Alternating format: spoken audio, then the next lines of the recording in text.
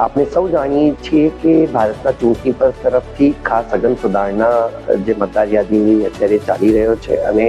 મતગણતરી form collect કરવાનો એક પ્રથમ તબક્કો પૂર્ણ થઈ ગયો છે અને એના પછી 19મી ડિસેમ્બરના રોજ ડ્રાફ્ટ મતદાર યાદી પણ પબ્લિશ થઈ ગઈ છે. હવે ડ્રાફ્ટ મતદાર યાદીમાં જે લોકોના નામ નીકળી ગયા છે મતગણતરી ફોર્મ ના ભરવાના લીધે અથવા તો 2002ની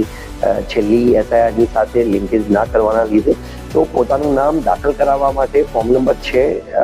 મતદારે ભરવાનું રહેશે અને કોઈ પણ ડ્રાફ્ટ યાદીમાં જે નામ હોય અને એમની સાથે કોઈ વાંધો હોય તો ફોર્મ નંબર 7 ભરીને આપવાનું રહેશે. અને આ કામગીરીમાં એક ઝુંબેશના રૂપે કામગીરી માટે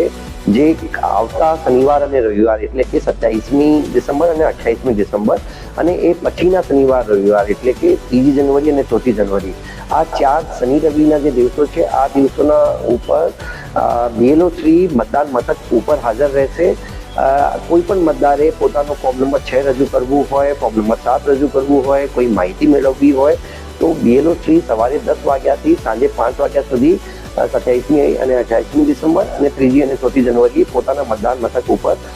હાજર રહેશે. આણંદના તમામ મતદારોને મારી ખાસ રિક્વેસ્ટ છે કે આ જે આખી એસઆઈઆરની પ્રક્રિયા હાલ ચાલી રહેલ છે આ પ્રક્રિયા મતદાર યાદીના શુદ્ધિકરણની પ્રોસેસ છે. આને શુદ્ધ કરવા માટે તમામ લાયક મતદારો જે 1 જાન્યુઆરી 2026ના રોજ 18 વર્ષના થઈ રહ્યા છે આ બધા યુવા મતદારોને પણ મારી ખાસ અપીલ છે કે પોતાનું નામ દાખલ કરાવવા માટે 6 નંબર ફોર્મ અવશ્ય અચૂકપણે ભરો અને મતદાર યાદી શુદ્ધ કરવા માટે જે લોકશાહીનો એક મૂળ સ્તંભ છે આ માટે આપણે બધા મળીને સહિયારો પ્રયત્ન કરીએ. Thank you.